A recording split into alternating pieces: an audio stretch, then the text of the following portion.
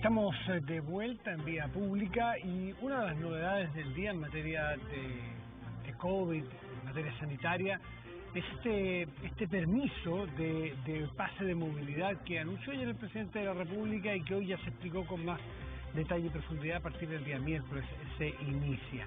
Vamos a conversar con Marcela Garrido, que es directora del Departamento de Epidemiología y Estudios de Salud de la Universidad de los Andes. Marcela, buenas noches y gracias por seguirnos. ¿Cómo estás? Hola, muy buenas noches, Matías. Muy bien. ¿Cómo estás tú? Bien, muchas gracias. Me llama la atención que en la carta o en la minuta del Consejo Asesor COVID-19 del día 21, es el último que emiten, que fue el viernes pasado, antes de que el presidente lo anunciara, hace una relación de hechos o el estado de situación de cómo está el COVID y una serie de medidas que se pudieran tomar, dada la situación que tenemos.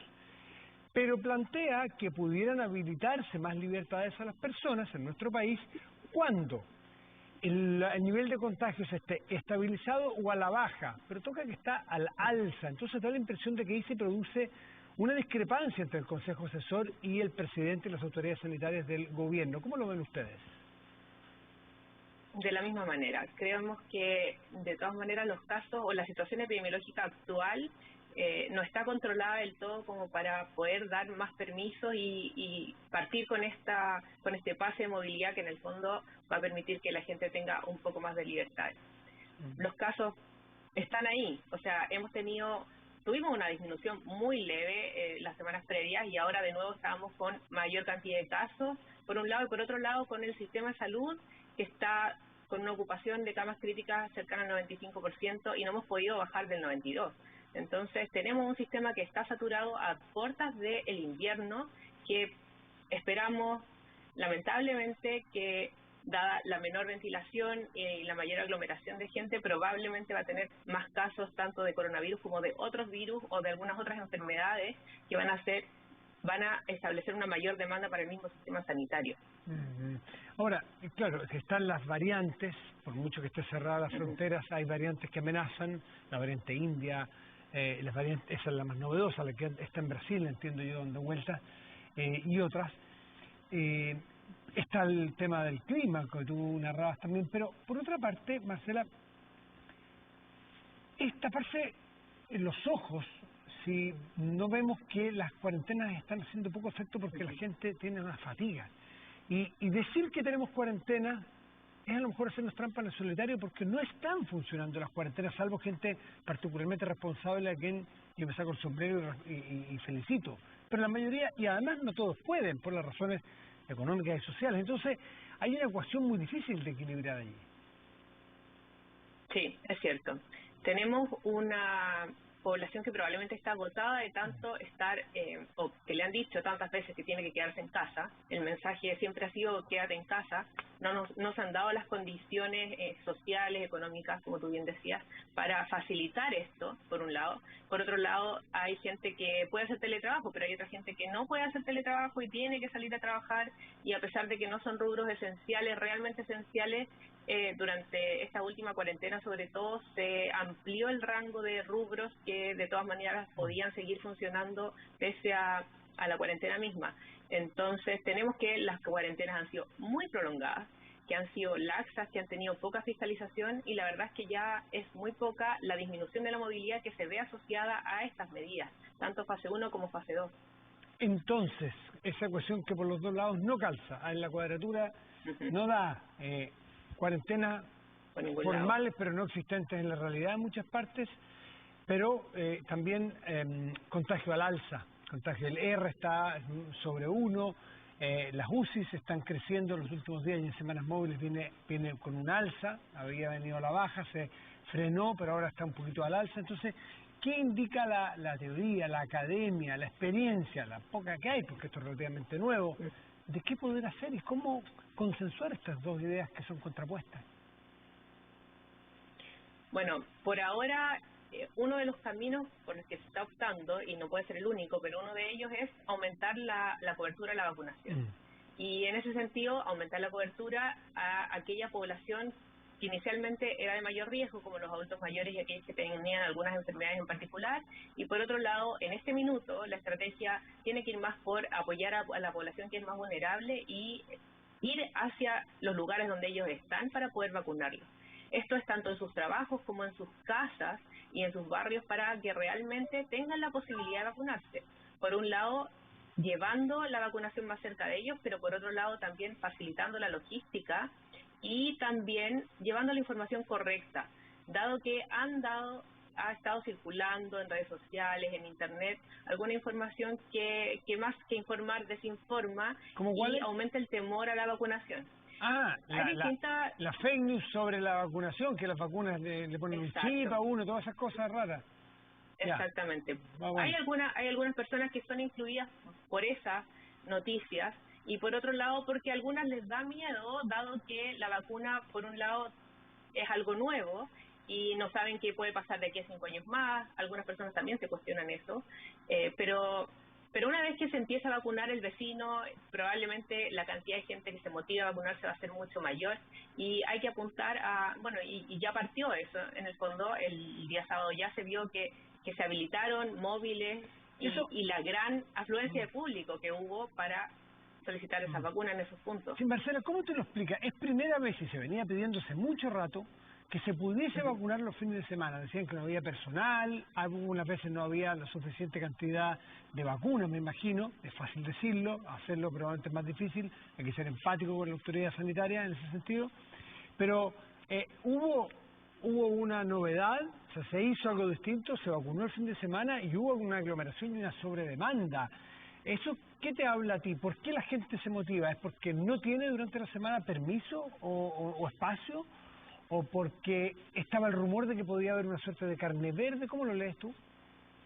No, probablemente la gente no ha tenido las facilidades para poder salir de su trabajo por un lado, pero también puede ser porque estén cuidando su trabajo, no necesariamente ellos quisieron pedir permiso porque se pusieron como el parche antes del día y dijeron, bueno, es preferible que no me vacune yo en la semana y voy a posponerlo lo más que pueda, aunque la intención siempre fue vacunarse, no estaba la facilidad para poder hacerlo. Hay algunos que prefieren no pedir permiso antes que faltar el trabajo, dado que esa relación laboral está como si es así, habría que diseñar alguna política pública porque nos beneficiamos todos es que me ha vacunado, sobre todo que este es un país de los pocos en el mundo que tiene disponibilidad de vacunas. Hoy día se vacunaban las personas de 29 años. Es francamente destacable eso. ¿Tú piensas que debiera haber a lo mejor un permiso, un feriado, para la persona que se vaya a vacunar, o un feriado de mediodía para cada una de las vacunaciones? O sea, un incentivo para que la gente en días laborales, porque necesitamos que la gente se vacune. Sí, yo creo que hay que trabajar en conjunto con los empleadores para que se apoye la estrategia de ir a vacunarse y que los permisos se faciliten realmente. También que haya móviles que vayan a los lugares de trabajo, al menos en los lugares donde se concentra más gente que esté trabajando durante los días de semana. Pero la estrategia del fin de semana también es una buena estrategia que además motiva no solo al trabajador, sino que también a toda su familia, que muchas veces lo va a seguir, ¿ya? Porque hay veces en que esto también es como un movimiento más social y se podrían ir a vacunar, entre comillas, no en familia, pero sí aquellos que están como población objetivo, realmente ir a vacunarse. Solamente tú mencionaste que hay gente que le tiene temor a la vacuna porque es nueva, sí, sin duda, y no sabe qué va a pasar. Pero también habría que hacer como contraparte, que no nos escuchan, que si se contagia, muchos de nosotros, incluso los que estamos vacunados, tampoco sabemos lo que nos va a pasar. Y hay probabilidades de que si nos contagiamos terminemos muertos. Esto no es un juego, digamos. Esto aquí han muerto más de 20.000 personas en nuestro país, cerca de 30, entre 20 y 30.000 personas en nuestro país. Están muriendo 100 personas diarias en nuestro país. Entonces, un riesgo versus el otro, las autoridades en todo el mundo han dicho que, claro, a lo mejor puede haber algún riesgo en algunas vacunas, en algún público, pero de los que se contagian el riesgo es muy cierto. Entonces, ¿por qué hay un discurso en algún porcentaje de la población, por suerte chico, que penetra con tanta facilidad y no el riesgo de la muerte? Si todavía en algunos lugares está la creencia de que el coronavirus no existe o que es algo que está un poco inventado, pero la verdad es que es muy real, lo hemos visto, o sea, todos tenemos algún familiar, algún cercano, algún amigo, algún conocido que o se contagió de coronavirus o le dio una enfermedad grave, algunos de ellos hospitalizados, algunos de ellos incluso fallecieron. Perdón, y bueno, y estamos Marcela, viendo. Indirectamente todos conocemos a alguien que ha muerto. Sí. Si no el papá de un amigo, el tío de un cercano, bueno, hay gente que nos estará escuchando que se le murió un pariente muy cercano, por lo tanto no está tan lejos, esto no es en la luna. No, para nada. Y de hecho, probablemente es más de uno, o sea, ni siquiera es que sea que conocieron a alguien, sino que son varios los que han fallecido por esto y estamos como en contacto con ellos de alguna manera. Y bueno, y para qué decir cómo están las urgencias hoy en día, en que se ha visto las últimas semanas en que ha aumentado la cantidad de gente que está hospitalizada, tanto por coronavirus como por otras enfermedades, dentro de las urgencias esperando cama. No porque necesariamente no exista ninguna cama, sino que porque la gestión de estas camas igual es difícil, no es algo instantáneo, no es que uno se enferme, esté grave, caiga a ventilación mecánica y la cama esté ahí al lado de él, sino que hay que hacer una gestión de traslado y hemos visto hospitales y algunas urgencias de la región metropolitana que han tenido incluso 100 pacientes hospitalizados dentro de la urgencia. Entonces, esto es real, es muy real. Y por otro lado, las camas no son solo para la gente que tiene coronavirus, sino que todas las otras enfermedades que hemos dejado de controlar, enfermedades que hemos dejado de prevenir, que hemos dejado de detectar, vemos a los pacientes día a día exactamente que están enfermando, que están en realidad muy graves y que están necesitando las mismas camas, porque hemos dejado de lado toda esta área de la salud que es más preventiva y más de tratamiento. El COVID no solo mata directamente, sino que indirectamente por otros tratamientos que han dejado de hacerse. Solo piense alguien que tiene un cáncer y que se tiene que hacer tratamiento y que a lo mejor ha quedado postergado su tratamiento porque no hay posibilidades materiales en algún momento. Ojalá no llegue a pasar eso. Hay cifras que son muy elocuentes respecto de la importancia de la vacuna que nos escuchan. Por ejemplo, si usted tiene 50 años, puse un ejemplo nada más, entre 50 y 54 años, tiene un 8,1% de probabilidades de contagiarse, 8,1%. Si usted tiene una dosis, baja a 7,1%, importante dirá usted, pero le cuento que si tiene las dos dosis, la probabilidad de que usted llegue a la UCI es de 1,1%. Perdón, el 8,1% no es a contagiarse, sino que a llegar a la UCI. Si no tiene vacuna, 8,1% de probabilidad de que llegue a la UCI. Y si tiene las dos dosis, 1,1%. Es impresionante. Si usted tiene entre 30 y 39 años, gente joven, Superman, Superwoman, que no les pasa nunca nada, la edad de la inmortalidad, si es que no tiene vacuna, la probabilidad de llegar a cama UCI es de 2,3%. Y si tiene una dosis, 1,8%. Si tiene las dos dosis, 0,5%. Entonces, la vacuna está ahí, las estadísticas están acá. La verdad que no hay que escuchar cuentos chinos. Bueno, no hay que escuchar cuentos. Hay que ponerse la vacuna. China, gringa, lo que sea. Alemana. Exactamente. Lo mismo. La vacuna que esté disponible, hay que vacunarse. Y el llamado es a vacunarse para todos. O sea, independiente de la edad que tengan, es beneficioso para todos y no es un acto que es solo beneficioso para la persona, sino que aquí estamos hablando de proteger a la comunidad completa. Hay personas que por otras razones no se pueden vacunar, porque tienen alergias severas, porque han hecho algunas enfermedades asociadas y que en el fondo le contraindican la vacuna en particular, o los niños, tenemos vacunas que todavía no han podido ser probadas en esta población y la verdad es que nos tenemos que vacunar también por ellos.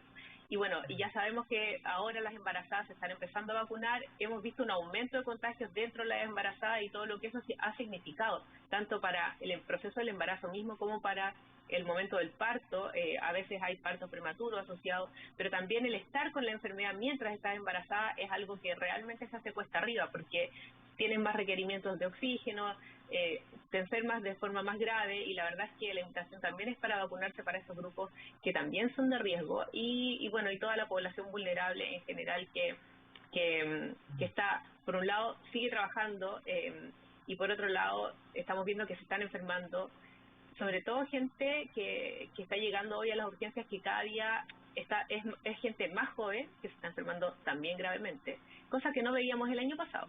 Eso es algo que hay que destacar, dado las variantes probablemente, y el perfil epidemiológico de la enfermedad misma cambió.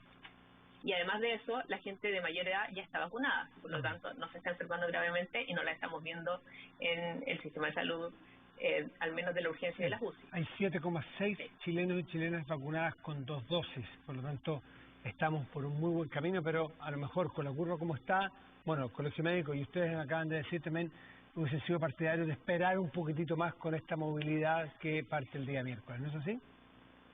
Sí, probablemente retrasarlo un poco para tener mayor cobertura de vacunación, sobre todo en los grupos que más se mueven, porque los adultos mayores en general no se van a mover entre regiones ni van a salir a hacer las cosas que estamos permitiendo en este minuto con este pase de movilidad. Cubrir más a los veinteañeros, cubrir más a los veinteañeros y treintañeros que son los que más que se mueven más probablemente. Y sobre todo porque la fiscalización va a ser muy difícil, o sea, ¿cómo vamos a saber si es que él tiene el pase de movilidad versus no, si ya la fiscalización ahora dentro de la fase 1, que es algo mucho más controlado, es escasa? Es muy difícil que vayamos a poder realmente fiscalizar a aquellos que estén moviéndose libremente con este pase de movilidad.